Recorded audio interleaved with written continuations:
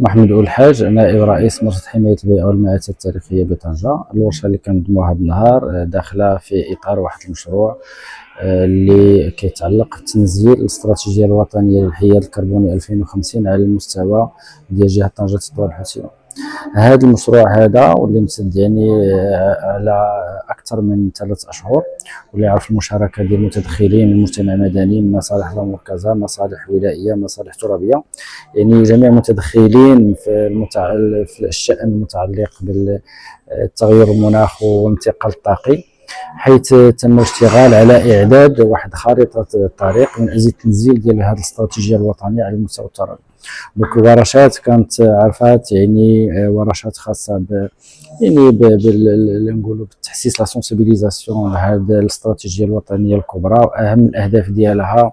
والتوجهات ديالها. ايضا كان هناك ورشات اللي عرفات سكون بو ابلي داك لا كونستركسيون تاع هذا الخريطه الطريق، يعني كل متدخل من المجال ديالو او مجال الاشتغال ديالو عباره يعني كيقدم الاقتراحات الملائمه للتصور ديال هذه خريطه الطريق. وهذا النهار هي عباره عن ورشه ديال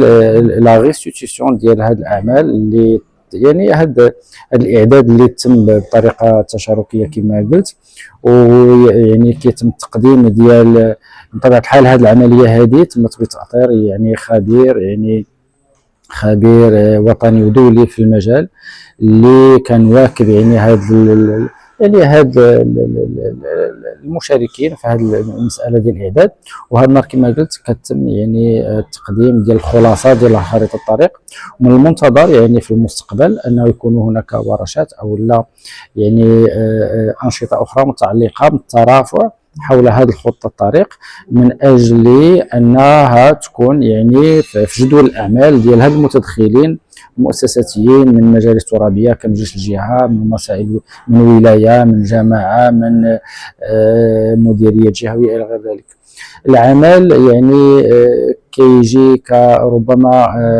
مبادره من المبادرات الفريده على المستوى الجهوي، حيث ربما ما سبقنا سمعنا بان واحد الجهه معينه اشتغلت على هذا الموضوع ديال التنزيل ديال هذه الاستراتيجيات. كما كتعرفوا الاستراتيجيه هي استراتيجيه طموحه في يعني على مدى 2050، ربما كتكلم على اهداف جد كبيره. كنهضروا على واحد الميزانيه ربما تناهز 500 مليار ديال الدرهم على مستوى هذه 25 سنه، ولكن ربما من السبل الكفيله بانجاح التنزيل ديال هذه الاستراتيجيه هي التوفر على استراتيجيات جهويه من اجل تنزيلها، لان ربما المجالات الترابيه ماشي بحال الجهه ديالنا، ماشي هي الجهه ديال الجنوب، ماشي هي الجهات اللي في الوسط، لهذا الاختيارات او الاولويات كتختلف.